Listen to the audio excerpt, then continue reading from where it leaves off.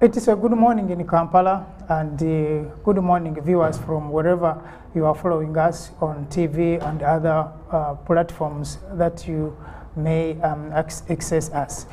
Today, Bwana Jagenda, Ndugu Jagenda is not with us. I'm standing in for him, actually sitting in for him for today until he'll be back. Apparently, Ndugu Akol is not in. We are losing many people for today, but soon we shall be having them. But in studio today, my name is James Matuta. I'm joined by Sister Rachel Tagali. And also Ndugu Pan-African Rugarama is with us. Later on we shall be joined on the Zoom by Ndugu Kaidi, who is in the USA, as we look at topical issues actually that concern this continent of Africa. And particularly for today, we are looking at issues of disasters, because I think Africa is being known for disasters, like we are the ones responsible for disasters. But of course, I know that other countries are also experiencing the same problems of disasters, be they man-made or natural. Today, we will be looking at length at how Africa is prepared for these disasters, if we are prepared at all, and of course also taking examples and experiences from other parts of the world. But before we go to that, we also want to look at how the week has been and how we have fared through the week. And I think each of us has a story to tell that they have gone through and they have experienced this week. I will start with Ndugu Rugarama, the Pan-African, to tell us what his week has been like and what lessons do we draw from his experience of the week. Good morning, comrades. And good morning to you, my sister and brother. The week has been mainly punctuated with the loss of our brothers and sisters in the Mount Elgon sub-region, which was extremely horrifying and disturbing. Certainly, we had the by-election not far from this particular week in Soroti, and at the same time, we have had the visiting of Pelos, the speaker. The lady speaker in America, visiting one of the provinces of China without permission, and China making herself very clear about it. We only hope that the situation is contained, because as I talk now, the entire province, which has been fighting to declare herself independent from China, is effectively surrounded both on water and I won't say on land, because it is basically water around and in air. And the rest, we are expecting children back from school in about, I'm told others have actually reported back. It is very interesting. Even when the Ministry of Education has issued a very serious communication to the effect that, given the effects of COVID, every school should close on 12th. I saw that communication, but we have had schools close. Yeah, there are many other issues. That's why they have to close early, maybe. So, but he said at the end of the day, the education system is controlled by a certain ministry. Okay. But anyhow, that's how my week has been, and I believe I don't share it alone. And probably you will allow us time to talk about what is very, very dear to us, and that is our level of preparedness as Africa to some of these calamities that before us. I thank you. Sister Rachel. I think this week has also had some interesting developments. Sure. Among them have been head teachers who actually wanted demotion. They say it does not make any sense to supervise people who make more than yourself. And therefore, they want to return to the classroom to earn that extra money. Yeah, but if you are not a science teacher still, even with your demotion, will that facilitate you? I don't know. Well, maybe they'll do less work, maybe. So because they're saying head teachers would earn about 2.3, 2.5. Then what happens to education officers who earn more or less the same money of about 2 million? I don't know, but there is an indication that at least 500 head teachers would be interested in relinquishing their current roles. So I think the problem is bigger than just getting to class and teaching and earning that. Maybe there is more that needs to be done when you look at the whole education system. And of course, this is something that we've been discussing here for quite some time with professionals and with people who are in the teaching profession about the discrepancies within the education system. No wonder he has mentioned it about why even children should go back to home at the time when they were supposed to be at school. Maybe it's because of some of these issues, but anyway, it was your point. But I think that is one of the more important developments this week. But I believe it's one way of forcing their concern to the table. But also, of course, the number one issue has been the issue in Mbale, or the Elgon region. And it's interesting to note that while Mbale city in particular has suffered disproportionately, a few hundred kilometers away, Karamoja is in the grip of a terrible drought. So that is exactly where the situation globally in terms of climate has put us at this time. But again, sadly, the disaster intervention mechanisms are very much where they have been over the last many decades. We have not moved 1 inch forward when it comes to mitigating these matters. So I think that is really an issue of very grave concern. But it also caused me to think that the responsibility of ourselves as individuals can no longer be delegated.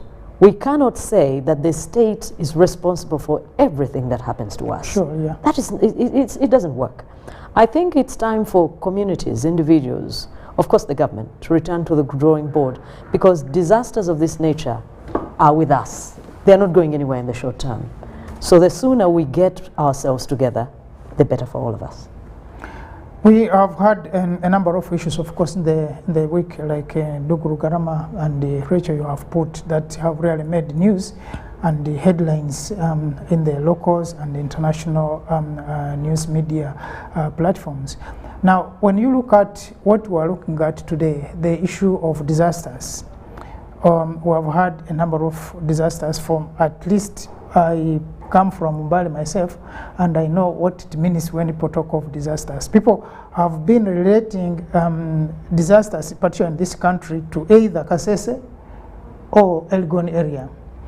But what also we need to know is that these disasters are not a preserve of the people from those two mountains.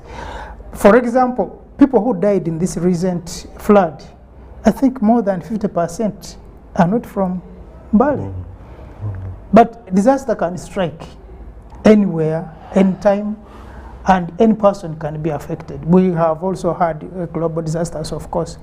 But when you look at it, I think there is also that thinking that government should be the one responsible to mitigate these disasters. It's true that government has a responsibility which it has taken on to protect and the people and their property, but there is a lot that also as individuals, and as we'll see in the discussions, that we need to do to ensure that the safety of us all. Because the other irony is, when you look at issues of the environment, that when today we are talking about environmental degradation, the issues of how bad we have damaged the environment, Africa actually has not done as much damage to its environment as compared to the rest of the world. But you realize that we are suffering more because, again, the studies show that of 100 disasters that happen in the world, only 20 happen in Africa. Because when we talk of issues of cyclones, issues of tornadoes, issues fires. of fires, we have absent or very little in Africa.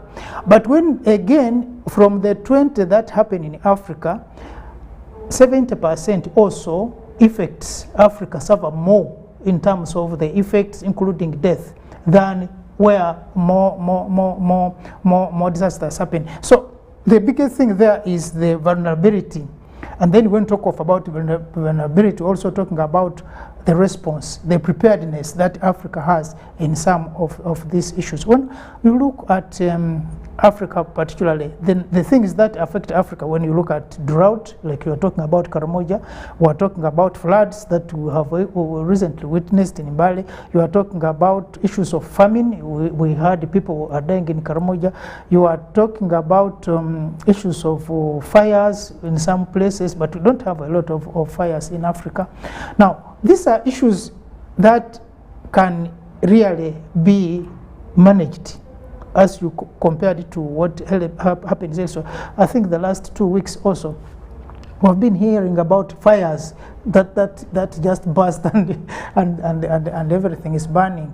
So you see that we can still have, if we developed an early warning system that can look at these disasters, we can be good to go. The problem we are looking at today is how prepared Africa is when it comes to terms of these disasters. And I will have your take on this, Rugarama. What do you think Africa should do? How prepared are we in terms of disaster when it strikes? Historically, Africa has had her indigenous mechanisms of handling disasters. And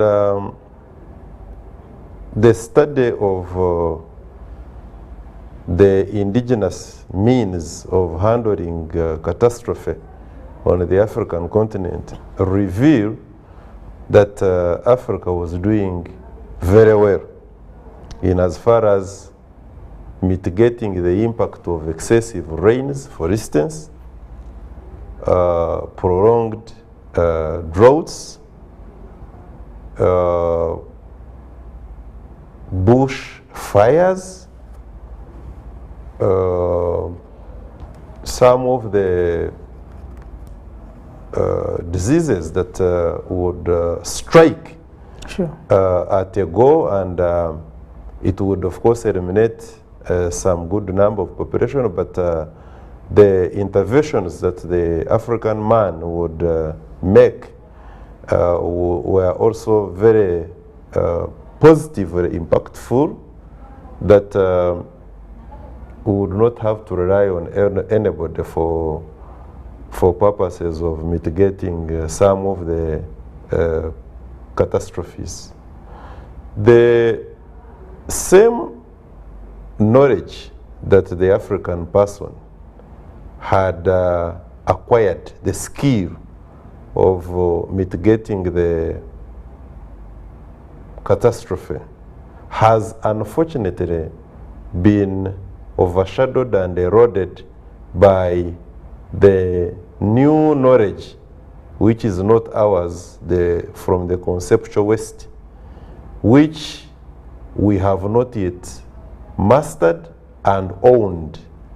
And that is why whenever disaster strikes, because we have allowed ourselves to get robbed of our indigenous knowledge of combating some of these challenges, then we are at the mercy of the global world. We only wait to be announced on television, BBC, CNN, as a catastrophe hitting Africa, Ebola, HIV, AIDS,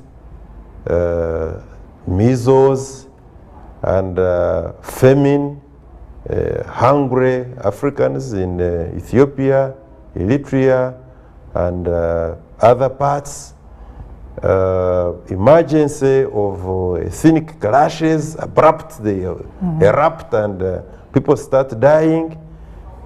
The inability of even our central governments to come in and contain such situations have just been left to the international media until a certain former colonial master comes up and makes an intervention by way of relief, food, relief, medicines, relief, everything.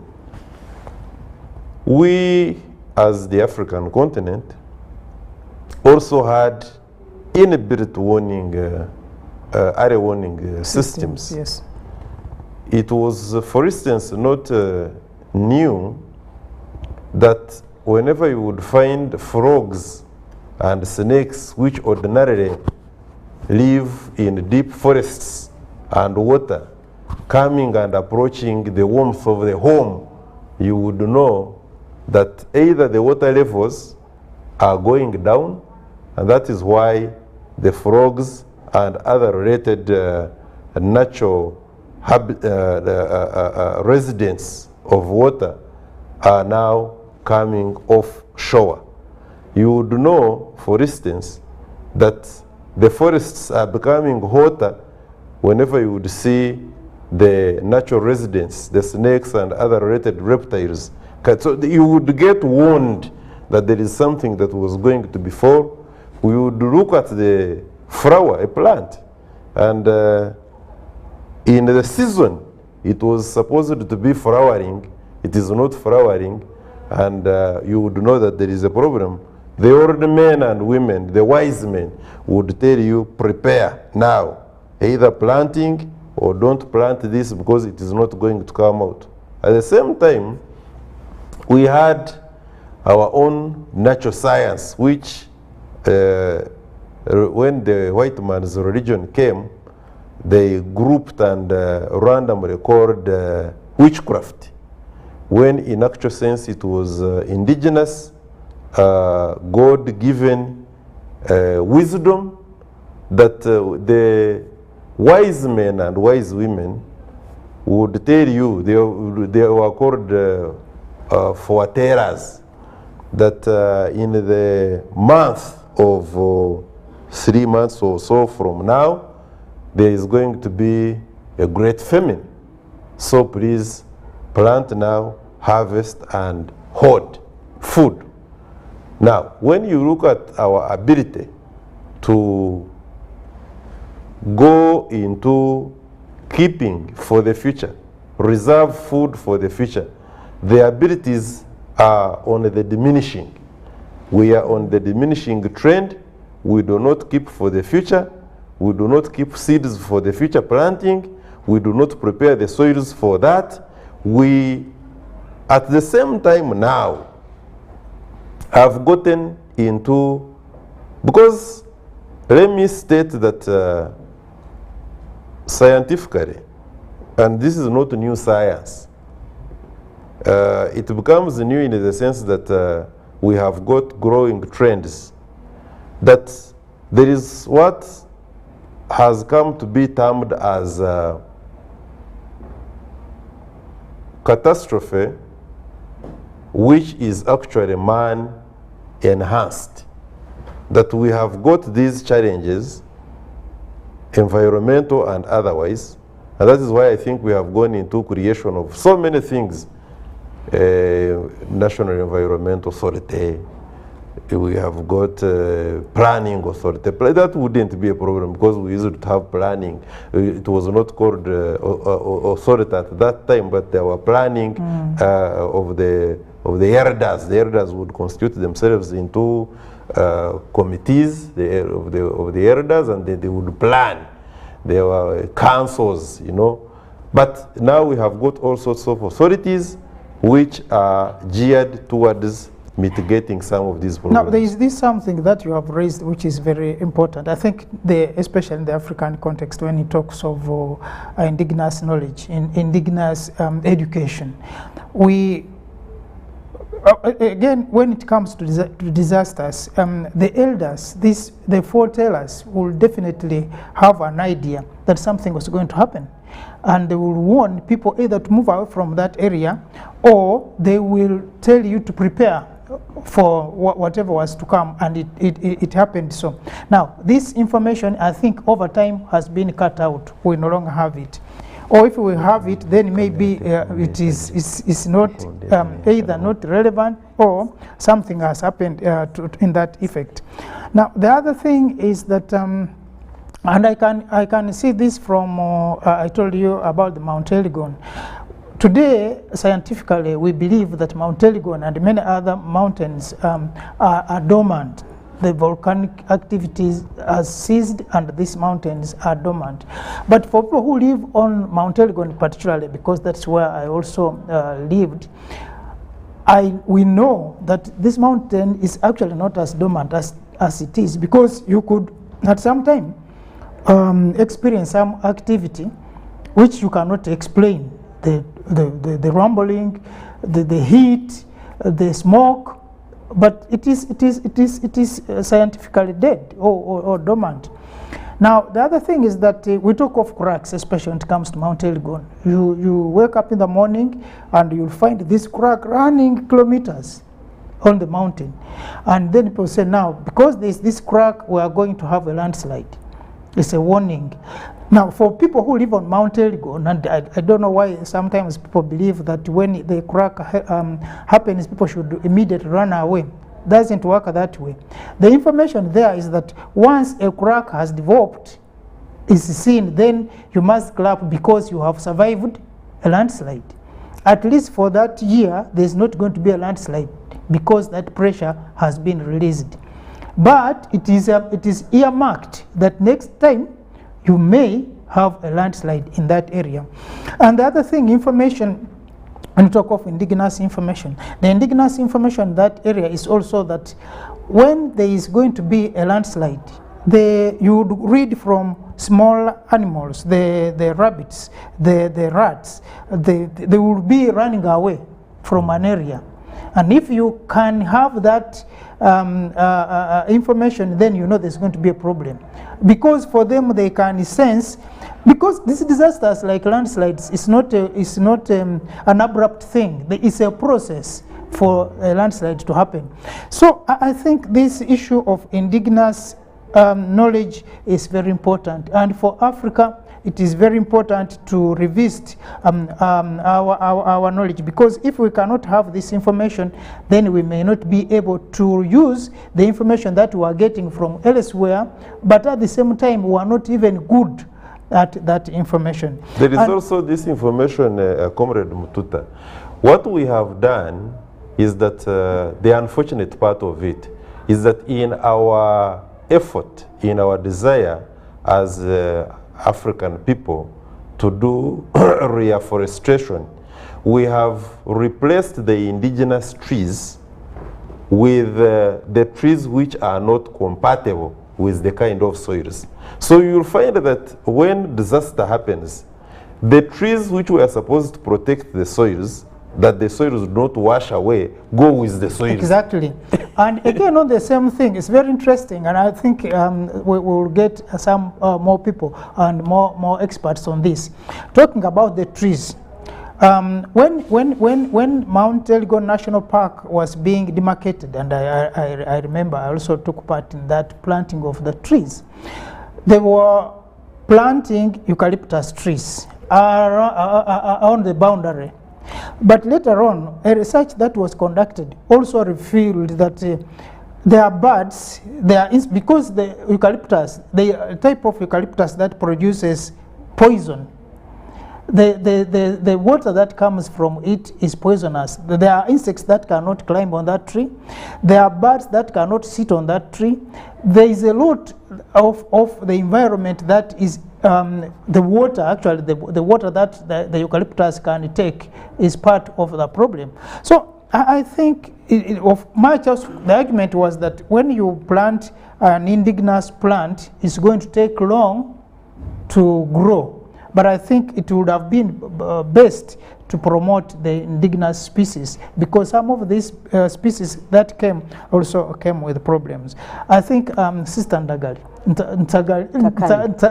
Tagali, I was talking of Tagali is the former Archbishop. The Archbishop.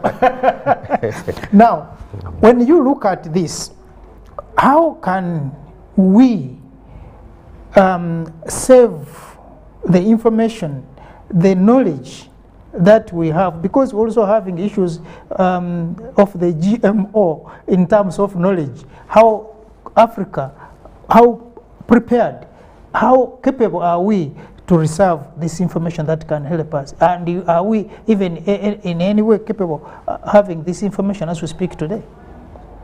I think even before I return to that very subject, if we see how disasters are being handled in other parts of the continent, there is a common problem. And the common problem is not just having walked away from indigenous ways of doing things, but there are also many other things that are an issue as we talk. Right now, if you think about what is happening in the Sahel, if you think about what is happening in this greater region, even away from Uganda in particular, the struggles are the same. Sure. As we talk now, the single most important disaster problem for Africa is drought, severe drought. And of course, severe drought is very much related to environmental abuse, among other issues. But this particular region in which we are is one that needs to really find a way forward more urgently than other regions. Ethiopia, Somalia, and Kenya combined account for the single most food threatened region in the entire world. As we talk, 14 million people are on the verge of starvation in this region. Yeah. In fact, last September, Kenya declared a state of national disaster because 3 million persons, mostly in the northern part of the country, were said to be on the verge of starvation. But this same region has also had the longest running drought as we talk. And for the last decade, 3 droughts, major, very severe, are on record in this particular area.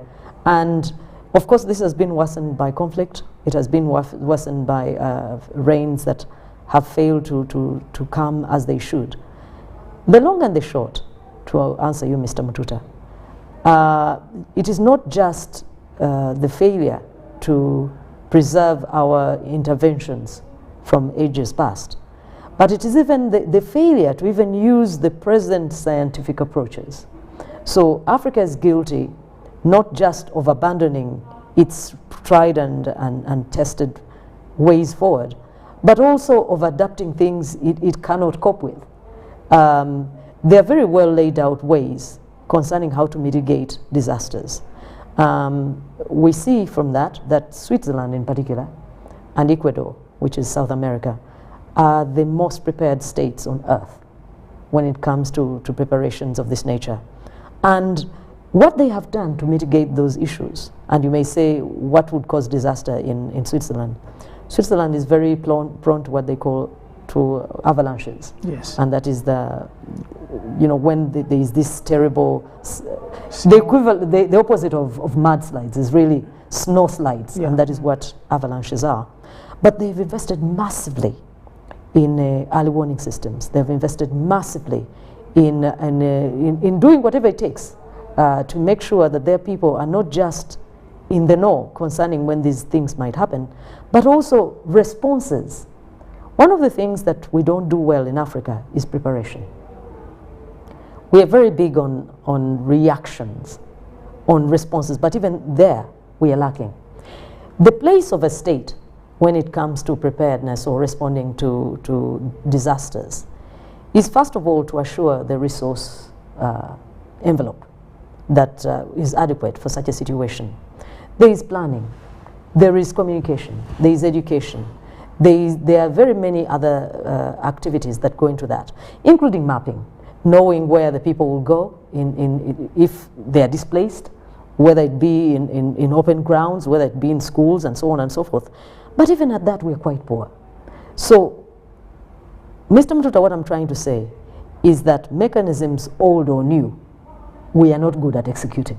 You are bringing me a point because someone sent me information saying, again, referring to the recent water floods, many floods in Mbale, saying, how long was the time from the time one vehicle was taken to another, and what was the response? Because the issue was, could police have picked this information that this area was flooding, and could they have stopped the traffic from continuing into that area? Talking of preparedness and responses, that it was possible that this could have been done. That look, this area is flooding, and then police could have stopped people from using that road. This one was asking, how long did it take from one vehicle to another, although the vehicles were taken at the same time? So these are some things that we'll have to learn later. But I'm not talking about preparedness. One would tell you, why should we prepare for something which might not even happen? Because that's also there. But what if it happens? Yeah, exactly. That's how I said. So it's like saying you're going to take out an insurance cover, and then you carry out an argument that's assuming I don't suffer this risk. But are you taking out the cover that you suffer the risk? Well, you may not even suffer the risk, fine. But it is always important that you are prepared in the event that you have to suffer that risk. Now, when talking about this information, again, I think a lot has happened that we are now talking of investors, but it has also come with a cost. Because we have had especially groups coming from Asia that have no respect for the environment when it comes to Africa. And we have had a lot of chemicals that have been thrown into the water bodies. We have had animals that have been killed as a result of that, including humans. So I think also Africa, as we push for investment and improved economic capacities and conditions for the people, it's also important to look at some of these issues when it comes to investment vis-a-vis the environment. But also at the same time, I think it was yesterday when we were looking at, I was reading when the bill, the East African Reproduction and Health Sexual something bill was being rejected and sent back for review. The argument there was that, can't we have the local input in this bill? Because one of the controversial areas is the safe abortion. Because when you are talking about safe abortion in the African context, it doesn't exist. Because in Africa, I think abortion is abortion. And it has its own name. It's murder. Yes. You're being nice. No, there's only one aspect whereby the life of the mother is at risk, where the doctor determines that if we don't take out this pregnancy at this stage, then we shall lose both the child and then the mother, and abortion can be carried out. That is under the laws of this country. Oh yeah, sure. But a situation where you simply say, I simply want to get rid of maybe the pregnancy was made, it is incest or something like that. That doesn't happen. Anyway, so we're talking about this, the local knowledge, the local expertise, the local information when it comes to disasters, that we as Africans already had information that we could use. But in their absence, if we have negated that information, then we have taken on the modern science. So let's then use it, and use it very well if we were to have these disasters averted. Other than Comrade Mtuta, you see, maybe I may lose this point. You see, what is this that we call modern science? Because somebody's science does not have to be better than mine. Because you see, how come that we were managing these disasters our own way and we were not suffering? Because you see, like my sister Takari here said, what Switzerland is suffering is not what we are suffering. Sure. We can only have a fraction of that, for instance, at Mount Rwenzori. And even when you look at the ice cap or at Mount Rwenzori, it has drastically diminished. We no longer have that big element of cap of ice that it would melt down, and the people who are living at the foot of the mountain would suffer that. What I wanted to say the other time, probably with your permission I can say it, is that yes, we know that we have got areas which are which we call active plates. You know, we have got, like you are mentioning, the Aragon region, we have got active plates. Some areas in Kasese, whereby you know that periodically this area is going to produce, say, volcano.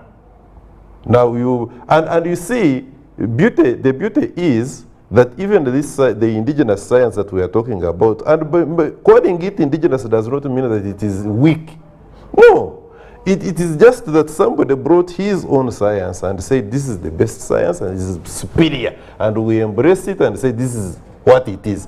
But you see, even there, Takari makes an argument that even there we are failing. If we have copied, let's copy well. Exactly. Copy well and apply. We have failed. We have got the meteorological department. And may I use it to think, may I be forgiven, that actually these guys don't do a good job. But I'm getting information gradually that actually these guys do a very smart job. They won. This data is available. They submit the relevant data to the line ministries. The line ministries are supposed to give this information to the parliament. Parliament is supposed to debate and cause certain things to happen. I will tell you that, for instance, in the Prime Minister's office, disaster preparedness and management, even in our constitution, there is a provision that this should provide a commission. Now, when you look at the commission, you think, I think maybe this is just creating a commission for purposes of appointing people who have been nice to government, and then they go and eat allowances. No, these commissioners are supposed to be a bridge. Like, where is that report? Has it gone to the minister? Minister, have you caused the same to go to Parliament? Parliament, have you debated and have you given your views for implementation? Technical people in the disaster management, what have you done? All those. But you ask yourself, if the meteorological department has given the information has gone to the line minister. The line minister, probably in the last 3 or so years, has not taken this information. And this replicates across African continent. Sure. It's not that it is Uganda alone. Has not given this information to Parliament. Parliament has not debated. The mandate to create a commission is constitutionally provided, and it has been talked about, and the commission has not been put in place. Where is the missing gap? Exactly, and that is what now comes in a point of Rachel, saying that if we were to use the information, if we were to copy, let's copy what we can use, then copying, and then we cannot even have the half of the information that we have. There is also this argument that people refuse to leave some areas. But you see, when we had COVID, Comrade Mututa, you remember when they declared that no movement. The president came on TV and said, if you are in Masaka, remain in Masaka. Exactly. Don't, maybe unless you chose to come by foot, maybe, of course, I don't think they were stopping people who are walking. But if you are in, please stay there. I do not believe, with all the associated rights, notwithstanding, yes, I know when you're shifting somebody from his original place of abode, there are associated aspects to be respected, and you are moving him either permanently or temporarily for some time. But you see, we are talking about life. I am sure that if we can emphasize the political will and say this area is very active and it becomes yearly or maybe after 2 years, meaning therefore that we cannot have permanent settlement of human beings, we shall continuously be losing people.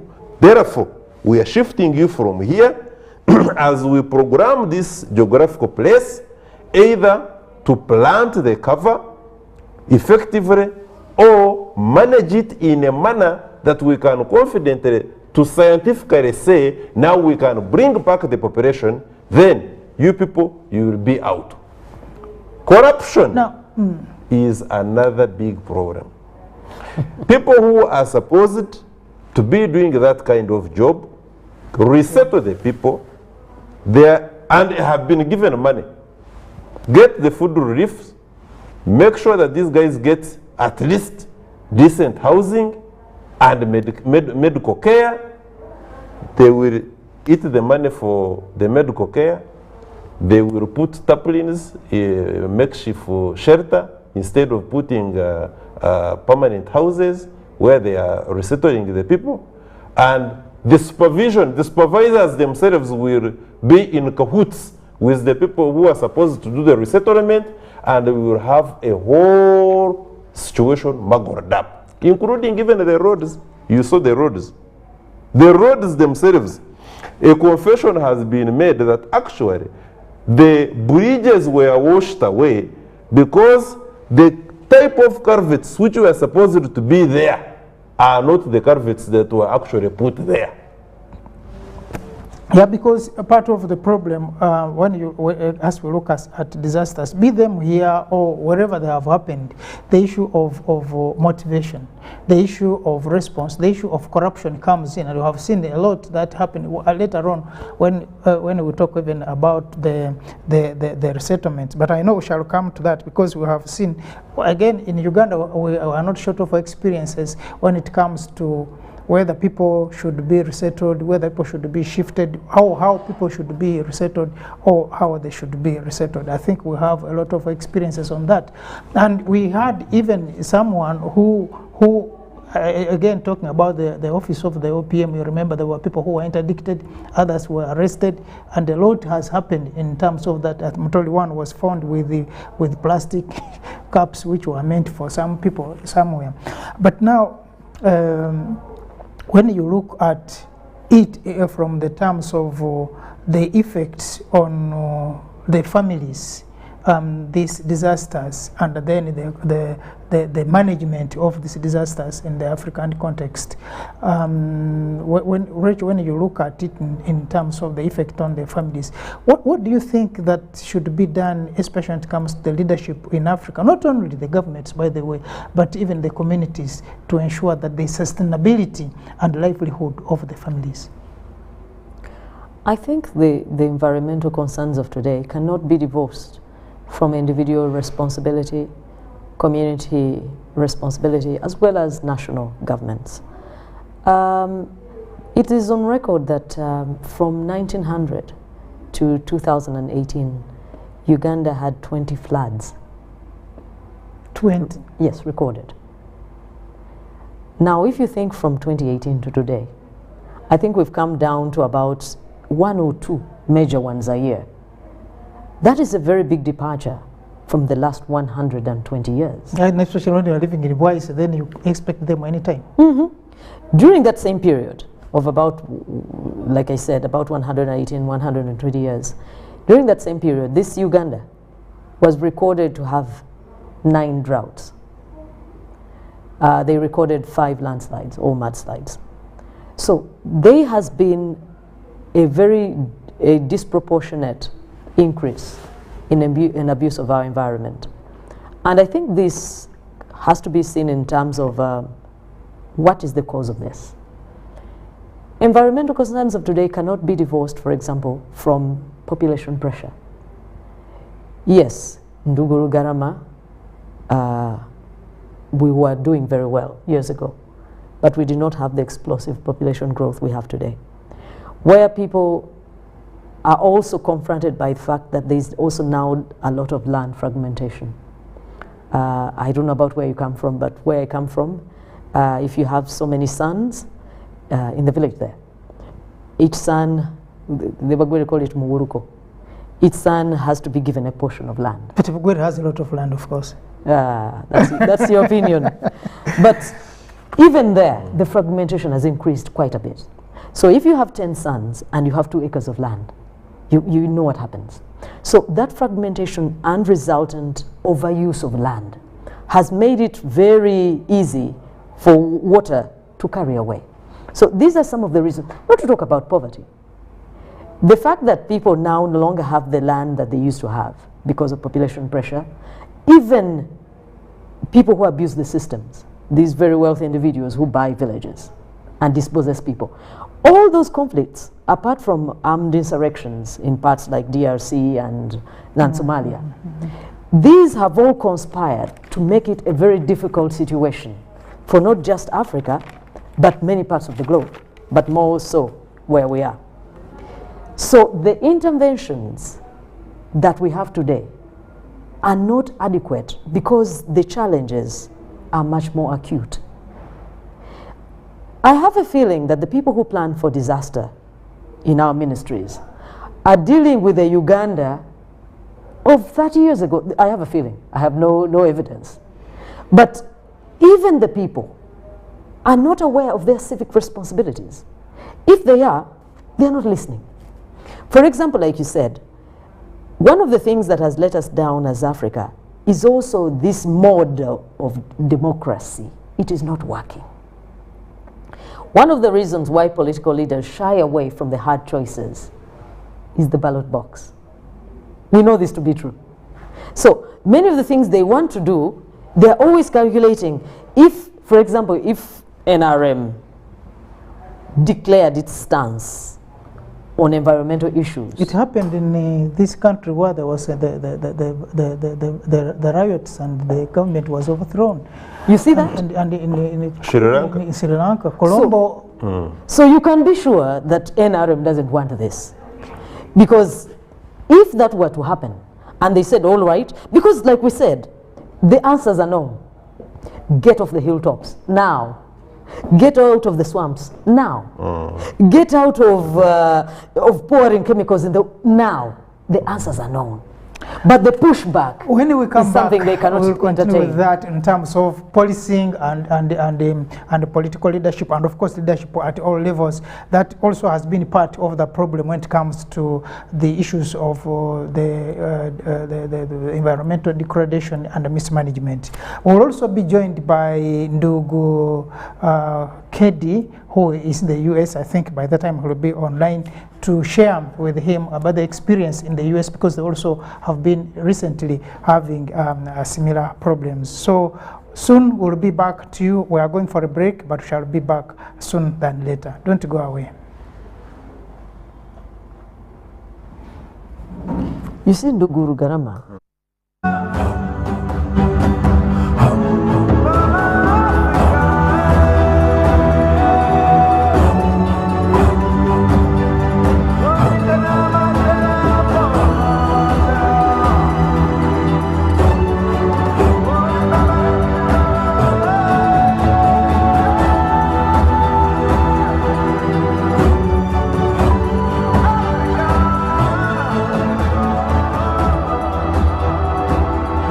National Council for Higher Education will hold the 4th Annual Higher Education Conference on the 14th and 15th September 2022.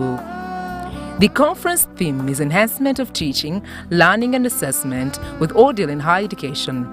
The guest of honor will be the First Lady and Minister of Education and Sports, Honorable Janet Kataha Museveni.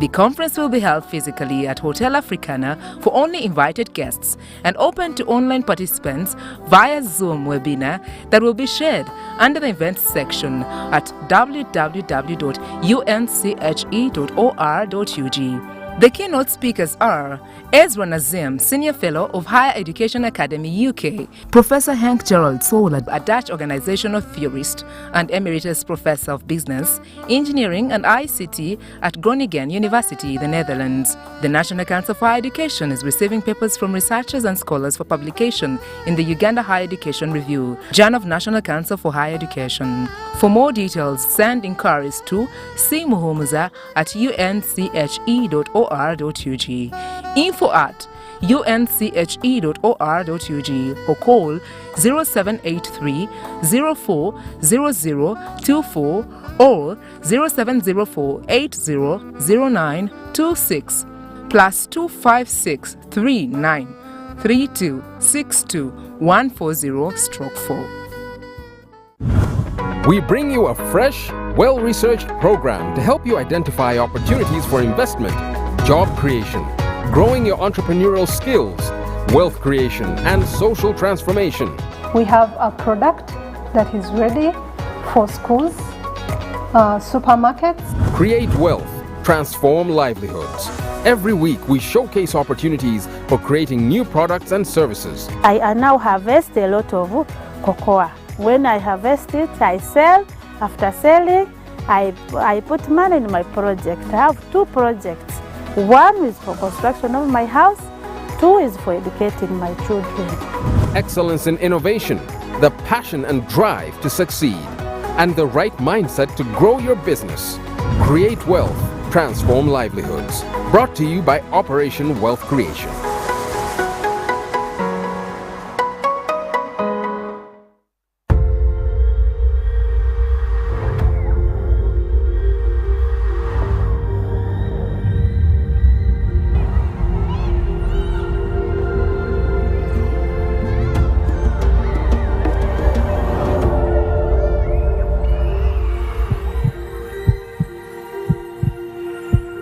It's better to foster respect instead of fear and pain. Cause a good school equals a better life. Raising voices.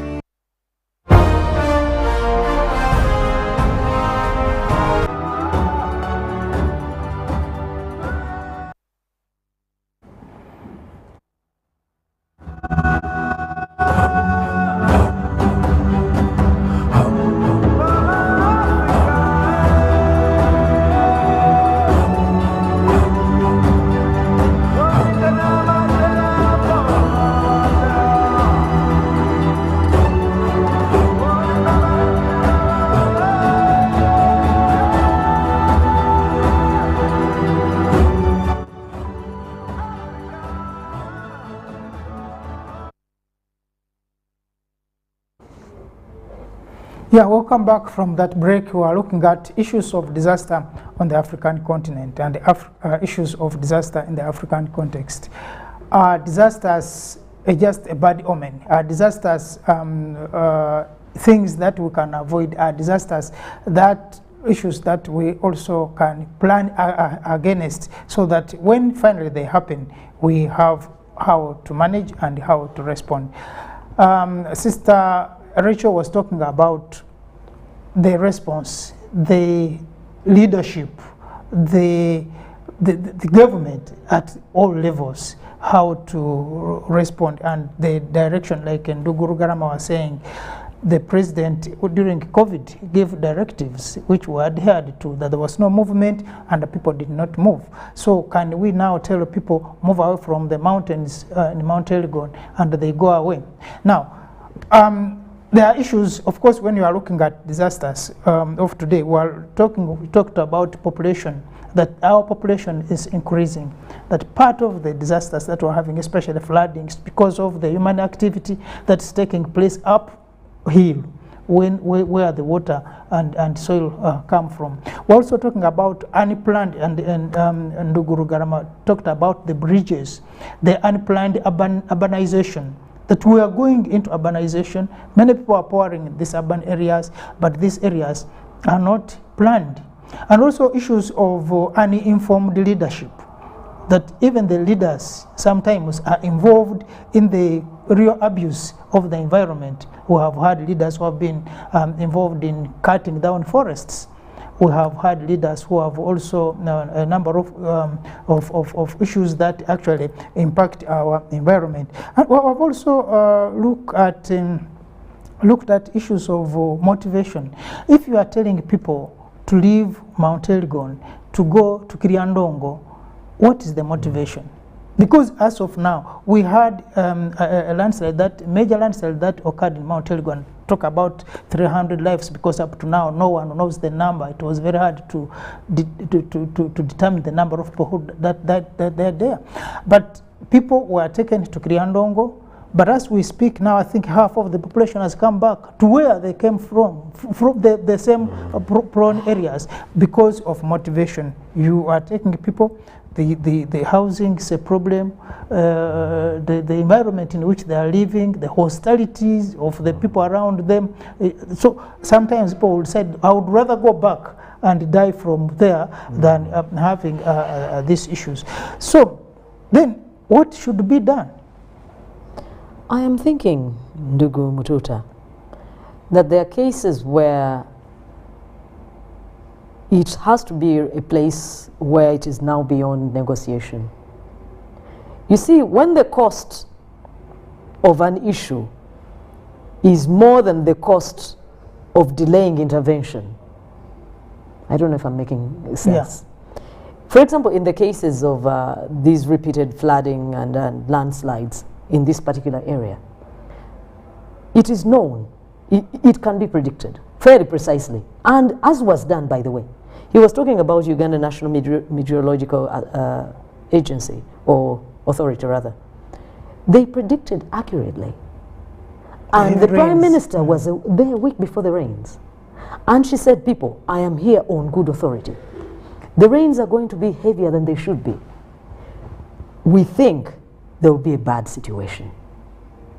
Nobody paid her any mind. But apparently, not cutting you short on that, when it happens, that the people who were affected were not actually those the message was meant for. Okay. Now, the other issue is, I think government also needs to be integrated. The connection between the local administration and the national government, sometimes there is a weak disconnect. Disconnect. That the Prime Minister will go to Mbale and say that now the local government needs to have enforcement to take up from that statement. I think I was going roundabout to answer what you were saying, what needs to happen. There are certain issues that require a firm government stance, unshakable and not negotiable. I believe this is one of them. Because given the population pressure that is not going to subside in the near future, given the level of lack and, in other words, poverty, it's not going to change in the near future. The demands on the ecosystem will not change in the near future. What will change will be the increasing number of dead bodies coming from floods and other related calamities. What needs to happen is for the government to decide this time around what price they are willing to pay to settle this thing one time and forever. Because every year we'll be revisiting this same thing. Because globally, because of abuses of the environment everywhere across the globe, this situation is not, it can no longer be put off. This is with us. Among other things that we sometimes consider, we were talking here with Nugulu Garama earlier, and we are saying there are expanses of land in this country.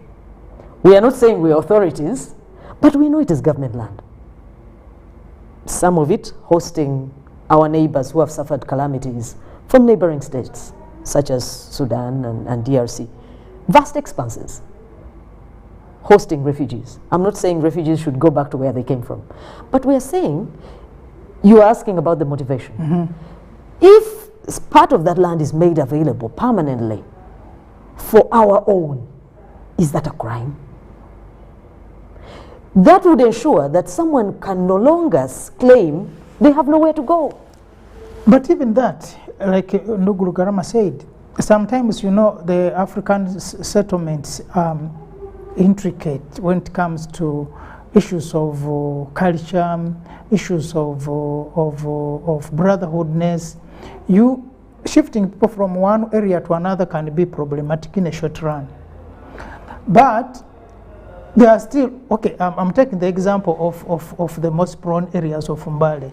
Within that area, there is still land which is secure. There are places that are safe, that cannot suffer from the floods or from the landslides or from wherever. There was even a program for government to do urbanization, that you create these areas, put their settlements, and people can settle there. During the dry season, people can go and do their activities, but in the rains, people can be limited from accessing those places, so that in the event that there is a flood or a landslide, you do minimize the destruction of the death and destruction of properties. But I think, again, I go back to Nduguru Garama's point of corruption. Sometimes plans are well laid out, but implementation can also be a problem. So we're looking at Uganda, but also this is generally what happens elsewhere in the African continent. That there is a lot that governments have in plan, like on paper, but implementation has been a problem. We are talking of this whole area, but that is also the same issues. Other than, of course, we have been areas where we've had armed conflict that even planning can be a problem. Still, it comes to implementation.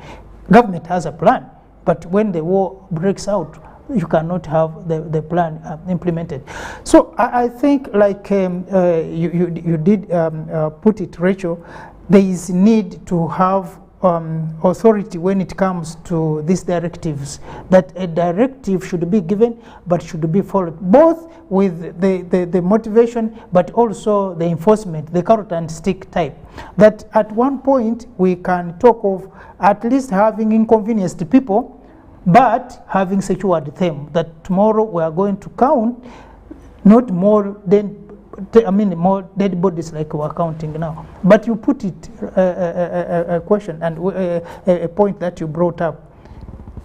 As a politician, who is willing to take that risk when you know a year later on down the lane you have an election which is coming on?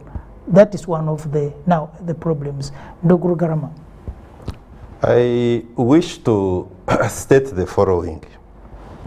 One is that our levels of civic consciousness are very low, and we seem not to be getting better. And that's why we've got situations like putting politics ahead of life. Sure. Because it simply does not make sense that you want to please people because you are foreseeing an election, for instance, in a year or two, and you don't want to remove them from extremely active plates where you know that catastrophe happened and you have been sufficiently warned is going to happen again, and then you do not take action. Because those people are going to remain there a little bit happy, cast their votes, and lose their lives and property after that election. So we actually cheat our conscience, and that's terrible.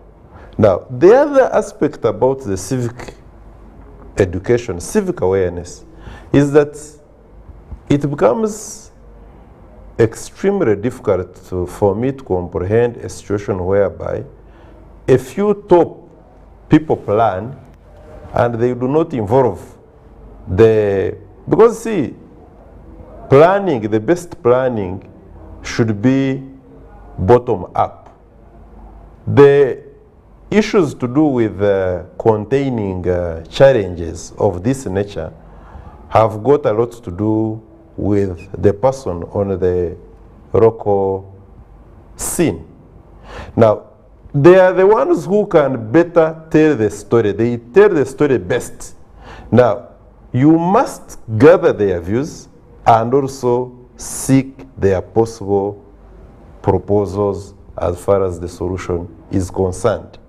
We seem to be planning from top. We also fail to disseminate this information down on the ground. Now, you will find that a population will always be waiting for what is coming from the government. And the government means ministry, presidential directives. For them, they do not look at a parish as a government. They do not look at LC1 as a government. And yet, all those are constituents of a government. So we must therefore up our game in as far as civic awareness is concerned. There is another aspect also. I do not see why, for instance, our police, traffic police, if you like, cannot, in the event that we have always known, why say when it rains, even the shops will be washed away. People's merchandise will go. First of all, we have failed at a level of drainage. In down here, Clock Tower, you will know, even after we have borrowed money from the World Bank and done was it called phase 2? Still, you will have the water running over the road. And we have got a situation of KCCA, all the manholes are open. Children, women selling their small merchandise, roasted maize and roasted peanuts will be falling in those manholes when it rains. Now, really, if we cannot have the police stop traffic when it rains and you are unable as a driver to see the road upon which you are driving and where you are moving next, it is unfortunate that we have got KCCA failing to cover their manholes because of a less or non-civically empowered population. People will come and steal the manholes. They steal those covers and they take them for either whatever form of fabrication. That is also a failure on the part of government. And when I say government, I'm not saying the chief executive officer of KCCA or the mayor of KCCA. They are local levels whereby everybody should have been taught that it is very critical to mind the safety of your neighbor. So that cohesion has not yet been built, and it must be built. There is the other aspect which I would want probably to end with, and that is has something to do with going forward, therefore.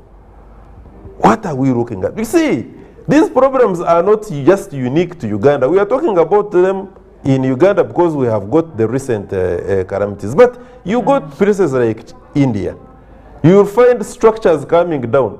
In the middle of New Delhi, the structures, 20, 30 storage structure, it is falling.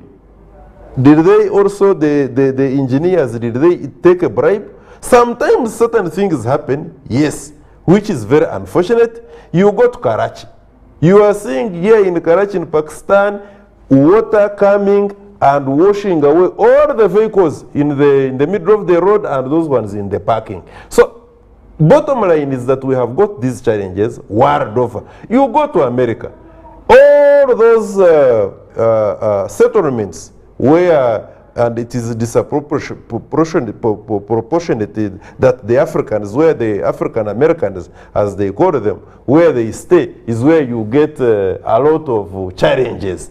And probably there has been an argument that there is a deliberate move probably from the central government, but America is whereby they deliberately leave that lot because they are also not doing well economically, and they, because almost all the catastrophes we have seen, it is majority of them are The black African states. American being. So the bottom line is that we have got these challenges world over. Sure. How are we prepared to handle some of these challenges? And I'm saying, unless we increase on the levels of civic awareness, unless we curb corruption, unless we adhere to information given by the technocrats, sometimes we bombast the technocrats when in actual sense they give a lot of early warning and they correct the data and they give very good advice, but the same advice is not taken up and implemented. Here in Mbare, you remember, an industrial park was submerged in water. This is a government facility. Who did impact assessment? Don't we have a report there?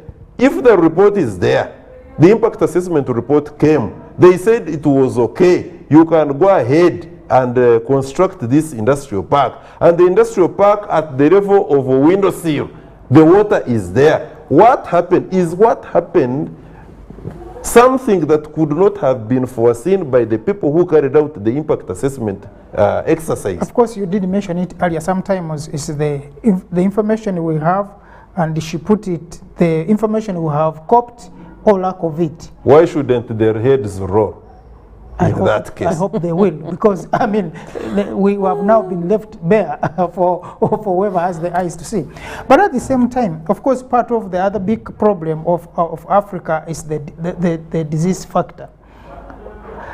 But even before we go to the disease factor, sometimes you wonder again when it comes to her point, when we copy this information and we don't copy it at all, because we are saying that the wetlands should be free of encroachment. But then I think when we do that, it means that that should be adhered to the latter. That whichever activity that we can be having in the wetland should not compromise the life which is existing there.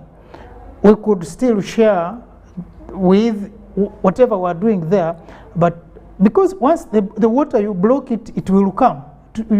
There's no way it's going to go anywhere. By the way, this information, Comrade Mututa, the current statistics are that Uganda has lost so far, up-to-date information, 40% of her forest cover.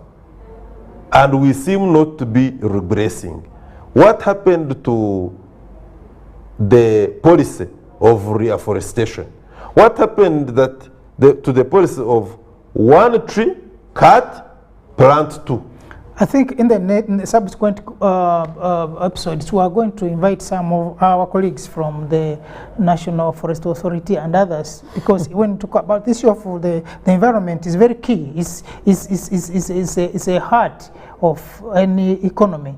So these are issues that needs to be looked at. Now, part of the problems, the big disasters on African continent are the diseases. We have Ebola, we have malaria, we have now the COVID. I'm told now we have also exported. I don't know who told the people that this monkeypox is supposed to be for Africans. Now, we also seem to be having a lot of issues with the disease burden. Now, the unfortunate is the theories about these diseases. Africans, for example, had a way of addressing the disease issue. If a community was struck with the disease, and we have had these movements on the African continent, part of why people were moving was as a result of calamities of disease. Once a disease struck at this particular community, the community will move away from that place, knowing it was a bad omen. And up to today, until recently, we have that was also a mitigating factor, by the way. Yes, and until recently, we have had people, when a person dies, especially these nomadic communities, when a person dies in that family, they'll bury that person or abandon that place and move to another place where they will think they will be safe. But we have seen that what you talked about, the modern science now coming in and say, no, maybe in the event that we're not moving away like we've had with COVID, certain measures should be taken to ensure that at least people are protected, their lives are protected. But the problem is, why are we still having many of these diseases, and they seem to be originating from the African continent? But one of the things that Nduguru Garam has talked about has been the fact that we have divorced ourselves from civic responsibility. There is nothing that can grow from height to height, or there is nothing that can be sustainable without civic engagement and embracing the fact that no one can be more responsible for your welfare than yourself. There is a very strange practice in Uganda these days, where parents believe that they can abandon their upbringing responsibilities to house girls and to school teachers, where society in general believes that you don't even have to sweep the road, it is for KCCA. That kind of approach. That is terrible. Where you are not even supposed to clean your windows, I think it should be for NEMA. That level of gross irresponsibility is the beginning of our problems. You cannot divest your interests in you to the state unless you want to be treated like a prisoner, where you're told when to wake up, when to eat, when to stretch, when to yawn. Is that what we want? So if we want a decent and wholesome existence, we must own responsibility for ourselves. We were talking a little earlier with someone else, and I thought it was laughable. This is breastfeeding week. I don't know if you're aware. Beginning on the 1st of... and by the way, it's an international thing. Beginning on February 1st to 7th, it's International Breastfeeding Week, where people are begging women to breastfeed their own children. It is that bad. Can you imagine? That is how low society has stooped. People don't understand where self begins and the state ends. They want all of the benefits of the state and contributing nothing. How? There was a man in Luengo not long ago. He was an LC5 chairperson. I don't know if he's still there. That very one. The one who was caning. The man got very tired of this sort of attitude. He started caning people, parents whose children were going about with bare feet. In a day, in a time and day, when you can get a shoe for 1,000 shillings. The man started caning people who still had grass-thatched houses. Yes.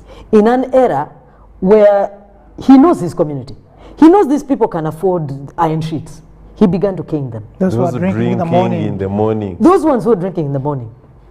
Those ones who are refusing to have latrines. Yes. He caned them. And do you know what happened? He abandoned. They voted him out. They don't want that. But in the meantime, that society was changed. Exactly. So we were saying we need some leaders who are willing to be voted out in the name of bettering their society. You were asking, why is the situation like this? Because we have abandoned our responsibilities. Ndugu Mututa, I don't expect you to hire someone to let me know I need to bathe. But that is where we are. Where people cultivate until where their courtyard starts. And I will not name places. There are places in this country where people have put cash crops to where their courtyard begins. They will not have food crops. They cannot eat this thing that they have planted until where the courtyard begins. And by the way, I'm not joking. I could name some of these places, but I'll not. A cash crop until by the time you emerge from your house, 3 steps you've entered where the cash crop is, surrounding your entire abode until you're hungry. Remember, you have now committed this land for the next 18 months for this crop to mature. Meaning you cannot have maize there, you cannot have cassava there. Then after you're waiting for this thing to mature, in the meantime you're not earning meaningfully. and then you go to the state and say, I am hungry. Really? So you still believe that if some level of enforcement was done, maybe Africa could be enforcement better. And our own responsibility. They are basics. For example, like you said, I was talking about that man in Wengo. But in the colonial era, people were caned who did not have granaries. People were caned who did not have latrines. There were sanctions for endangering society. Even coffee, there was because now we're talking about human rights. Okay.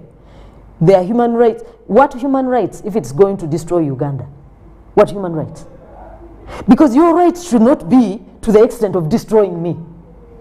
So when you abuse your environment and you flood an entire village, are you more than a village? Those are the costs that should be weighed. It is time for our leaders to have some courage. They are wanting in courage. They know what will happen if we continue like this. Yeah, because we are looking at these things, and sometimes we mention them, and some people sometimes think it is in passing, but these are real critical issues. Because if you are going to allow this man to dig into the waters, and then tomorrow you have... Or have an industry on the riverbank. Exactly. Or you are pouring all the chemicals in the river. Which we are doing. Exactly. And then tomorrow the fish is affected. People are going to eat fish. Then you can't export any more fish. Exactly. Now, recently we had a meeting, and people were talking about the falling exports, that the little exports that Uganda has. When you talk of the milk, I told you last time that someone was testing the shea nut butter and found their gunpowder because it had been extracted from the area where there was war. Now, if we are not going to look at the rights of the society vis-a-vis the rights of an individual, I think that's where we go wrong. Sometimes we are looking at me as a person, and of course that happens a lot with the American type of life, that it is me, all things about me. But what about the neighbor? What about the other person? What about the society? I think these are some of the things that need to be looked at. And I reflect sometimes when the president was telling someone who was interviewing him about the rights, and then he said, but I think as a society we also have to define our own rights. Of course. You don't come from somewhere and you come to tell us, to define for us our rights. As Africans, I think it's a high time we also sat down to say, this is what is good and these are our rights. Because there's no way you are going to have universal rights when people at home cannot even afford food, when people at home are dying. So I think that, and Nduguru Garama has been talking about that, this issue of universalization of the rights. There's a lot that we hide down there that we may not, as Africans, understand. When it comes back to us is when you realize, no, I think this was a mistake. But I think in all fairness, when even you look at these issues of diseases on the African continent, the Africans have a way of hygiene, let alone these other outbreaks that have come as a result, maybe of, like now we're having this flooding. We expect that if nothing is done in the future, in the short run, we may experience cholera if the water issues are not addressed, and a few other problems. But I think as Africans, the society had this own way of dealing with issues of diseases, to ensure that disease does not move from one place to another, like the president the other time was explaining, that because the societies were not so intermingled, there was somehow from one point to another you'll take a walk, and when people stayed home, those diseases will die with them. We also have, and in Nduguru Garama will talk about this, the issue of the big companies that are now looking at making Africa as a market for their their products, especially in the health products, the big pharmaceuticals, Africa and Asia as part of the big companies. Now you realize that some of these diseases actually are not our own diseases, but someone sits somewhere and thinks of making money from Africans. And since this we have had these issues of, you remember when the other time we had an Ebola outbreak in West Africa, we later on come to understand that it was actually a deliberate. We have had issues of AIDS. You remember in South Africa when there was this doctor who was injecting people with AIDS and was telling them they were helping them to with medication. They did it here in the so-called first democracy. You remember that in America, the black community were infected with syphilis. Exactly. And just recently, it was Clinton who was apologizing. Too late. Yeah. And we know what happened. Of course, the idea was infect the African American population with syphilis, so that you contain their reproductive rates. You know, they do not procreate, and so that they dominate the whites in terms of numbers. Yes, if I may take it up from there, Comrade Mututa, I am looking at again. It pushes us back to the disease burden that we are talking about, which has sometimes come in form of epidemics, you know.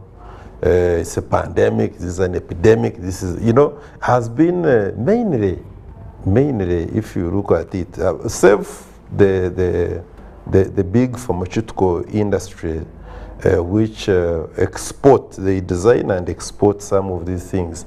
We have got a problem of, and this is what we are talking about, the civic awareness. When you look at the level of carelessness, it's too much. You go to, I take long to go to these parks, but about 3 days ago I was down at the new park. You know, it's the old park actually. It is the old park, but because it has been rehabilitated, we call it the new park. Some of us are lucky because we grew up from Platinum House. Now Platinum House is just Chiembe here, and we were looking at that park all our life in primary all the way. So I was home now. I was connecting with home, but this is what I saw: a park that has been refurbished, if you like. There are these channels, water channels. The upper, these iron bars, you know, where you can see what is down there.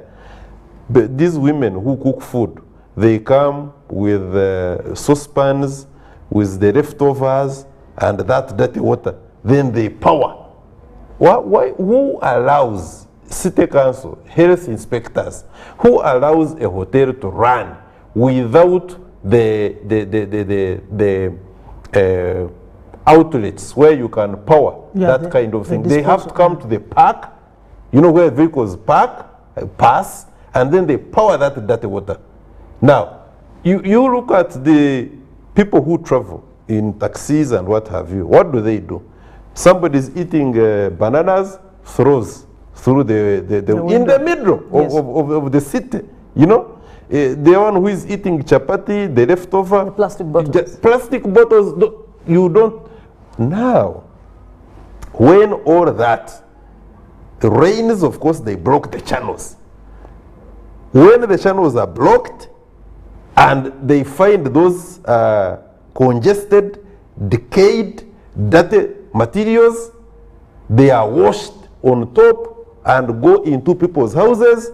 That is the cholera, the dysentery, whatever you want, all sorts of air and waterborne diseases crop up. So, in order to overcome challenges to do with disease, especially disease that come as a consequence of indiscipline, water-related diseases, we must work on the discipline part of it. The population must be civically disciplined to make sure that they don't leave things to chance. But majority of what we are seeing now is that it is chance. Let the government come. If the government does not come, we are going to die regardless. Now, there is the other aspect also, and probably we have not talked much about it, but when calamity has befallen us, our ability and willingness to timely intervene leaves a lot to be desired. Sure. I will show you one example. In the case of Mbari, just recently, it was the people who were removing the dead bodies, using their bare hands, removing their brothers, sisters, Ropes. Using ropes, the wreckages of vehicles. Now you ask yourself, an entire city like Mbari does not have an excavator. Fire brigade. We do not have fire brigade vehicles. We do not have specialized personnel who, like for instance, the army was there last time when we had this water weed that were blocking, went and blocked the turbines processing of electricity. And they did a great job. Where were they this time around? Where is the police marine? You know? So these are some of the issues that even when some of our high-ranking government officials went to Mbari, it was a kind of I'm sympathizing with you, but what have you brought along to make sure that we can identify ourselves with government? You see, it is not enough to say we are Ugandans. We owe Uganda a responsibility, but those in positions in the Ugandan government owe us citizens a responsibility to keep reminding us that you are Ugandans and we are responsible for your safety. Because you see, I'm not going to see somebody who is patrolling the borders, our borders with Kenya, Tanzania, Rwanda, Burundi, and DRC. I may not see those people. But I will so much, and the entire world will know that when calamity befell the people of Elgon region, because we are just seeing Mbari, I want to believe that there are other places away from Mbari city that were greatly affected. Now, what kind of medical assistance went there? What kind of government equipment went, for instance, to make sure that they clear all those flooded places? I understand that the Ministry of Works and Transport has tried to do something, but the high government ranking officers who were there, I didn't see them with, because I wanted to see them on the scene. Because by the time they actually went there is when the dead bodies were being removed. Yeah, but because you also realized that maybe a lot was happening at the same time, it was happening that fast. But exactly, I take your point from there, that we also, this issue of preparedness, response is very key, because you may not be prepared, but that response is also very key. Are you aware that if we had a repeat of Kasese, still the same hospital that was ravaged and other areas would have, because they are only now trying to do something, but yeah, because I saw the excavators and what have you, they are at the basic. They have not done anything since that time. They have not done anything to prevent at even 30% the repeat. That if we got what happened, the rains and the bursting of the river banks, if we got the same thing like we got last time, we would have either the same or worst case scenario occurring again in Kasese. Now, is that rocket science real? Maybe it is the breastfeeding, which was a problem which Rachel is talking about now, people being forced to breastfeed their children. if that, because we also had that issue. Also, but along those very lines, I think this whole discussion takes me back to what we've said many, many times here before. The foundation of the African states was not right. That is where our problems began. We did not make a colossal effort to actually streamline or to actually draw a grand and detailed picture of exactly where we wanted to go, how and when. And that is where our Asian brothers and that is where our white brothers are light years ahead of us. For them, if they are doing something here, they also have a plan for it 100 years from now. Sure. Now that discussion, I've said it many times, there is no African state that has had that discussion. I was sitting here and I was reminded that Mr. Mao has said that one of his more important things would be to spearhead a national dialogue. Have you heard that one? He said it. Immediately after his swearing. I wish him well. The national dialogue should involve these very things. Once a society has decided exactly what it should achieve in terms of health, in terms of welfare in general, in terms of finances, in terms of security, those things have to be minutely set out. Then the efforts that are required to get us there are also outlined. Finally, the resources to get us there. Yeah, because the other argument that comes in is where people say, you know, the people we are talking about did one thing after the other. They started with development, and they had to look at their path, defined their path of development, which they did very well. After they did that, stabilized that, then they took issues of democratization. That now that with this, because we're democratizing to protect what we have developed. Now, for us, we're doing both at a go. We're developing, but also being told on doing this, and sometimes the two may be conflicting. That's why you mentioned earlier, we must have a discussion concerning our own path. Defining the path that we have to take. The path of the white man of many years ago cannot work now because there are many things that were not known then. And even those dynamics were not true at the time. So then when we look at this in the African context, we look at development in the African context, but also we look at the democratization, the democratic institutions that are African. And I think that's where we get a problem, that many people believe that the best system is now the hybrid that we have.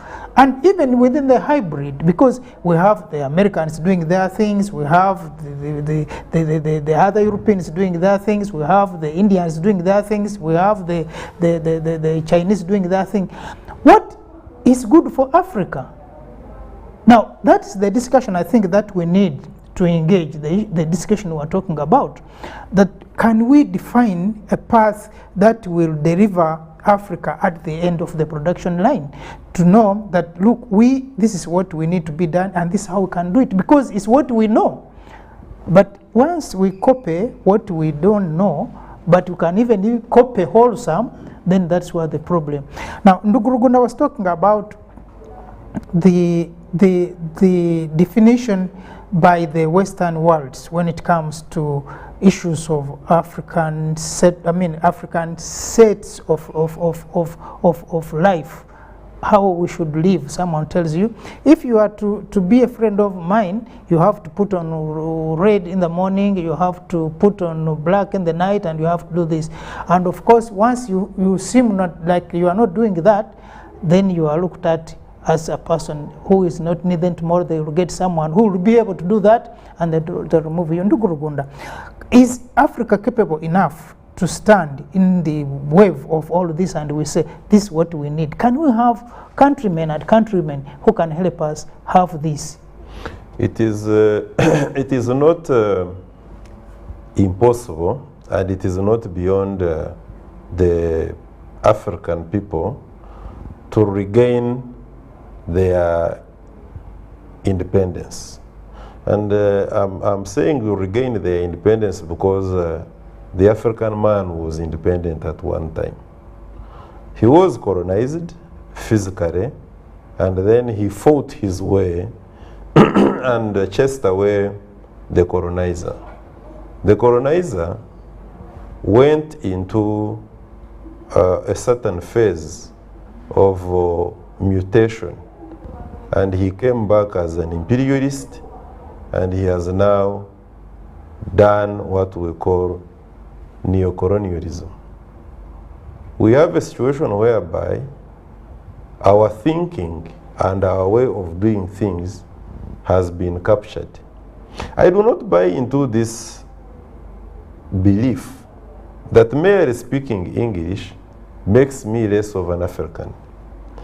I would want, of course, and we are geared towards achieving that we have our own language, which is African, and I'm glad that even right from South Africa, here on the East African part of the African continent, in the Central African Republic, parts of North Africa, we are agreed now that Kiswahili is the way to go. The point I'm making is that it is very possible. We are capable, we are able to do even more.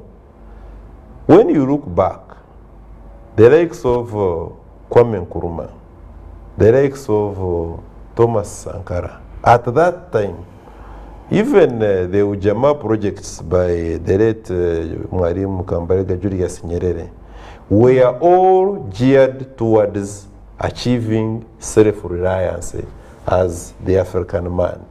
The blueprint that Comrade Kwame Nkrumah had developed was deliberately shelved away, and he himself was sabotaged to make sure that such is not replicated on the African continent. Sure.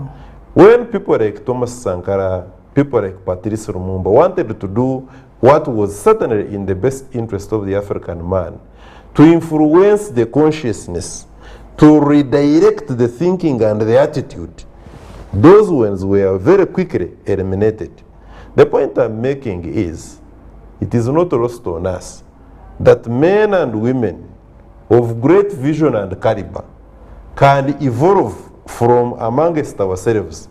All the challenges that are embedded within neocolonialism notwithstanding, and give a better life and hope to the African man.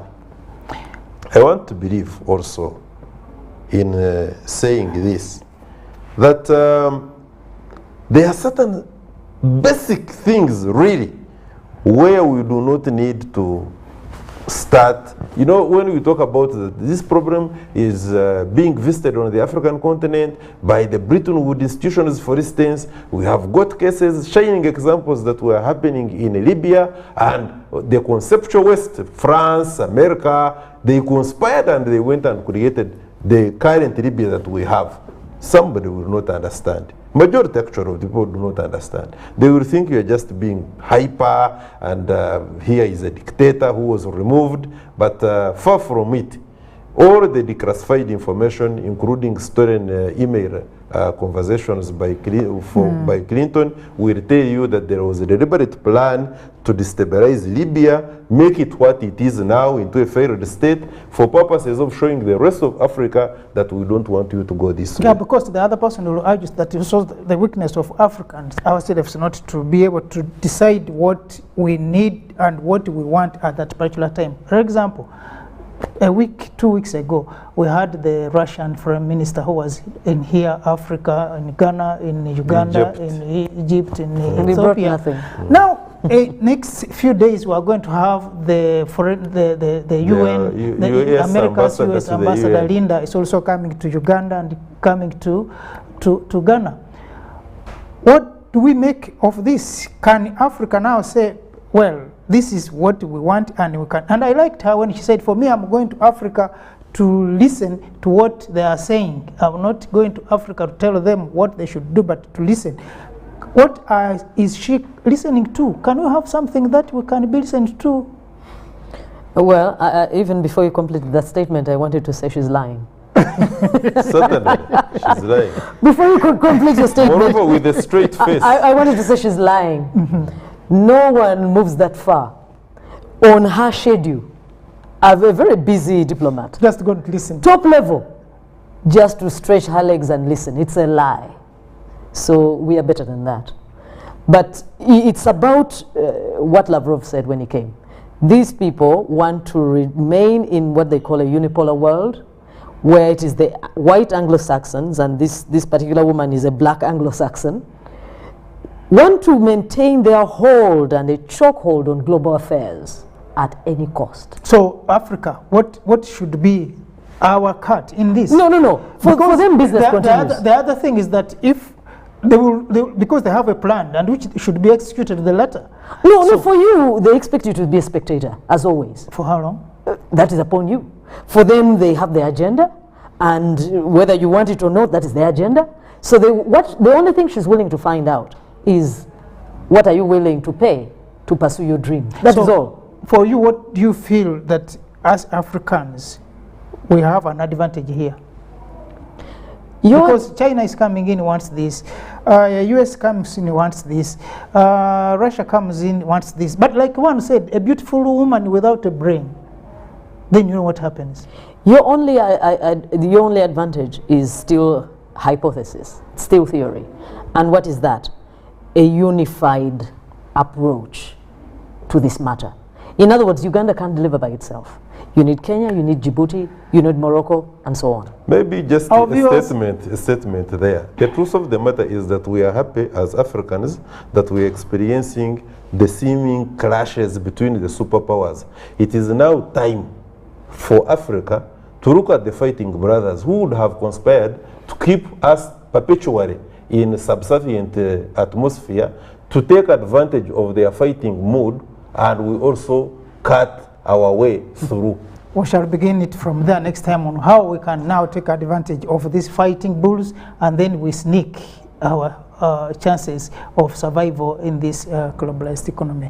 Thank you so much, viewers who have been following us from the time we entered the studio at 9 up to now, and I hope next time we'll even have more to share with you, because today we were not interactive because we didn't have the systems on. I also missed our colleague who is in the US, but next time we shall be having, I know he's very passionate about African issues. Thank you so much, the panelists, Nduguru Garama, my sister Tagali.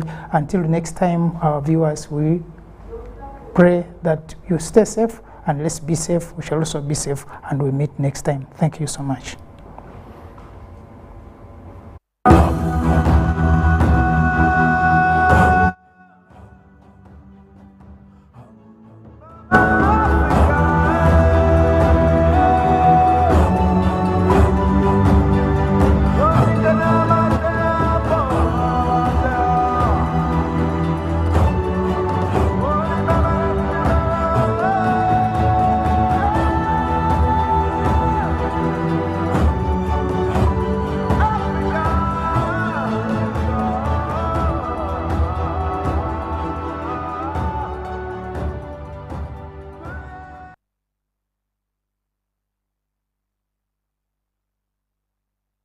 National Council for Higher Education will hold the 4th Annual Higher Education Conference on the 14th and 15th September 2022. The conference theme is Enhancement of Teaching, Learning and Assessment with Ordeal in Higher Education. The guest of honor will be the First Lady and Minister of Education and Sports,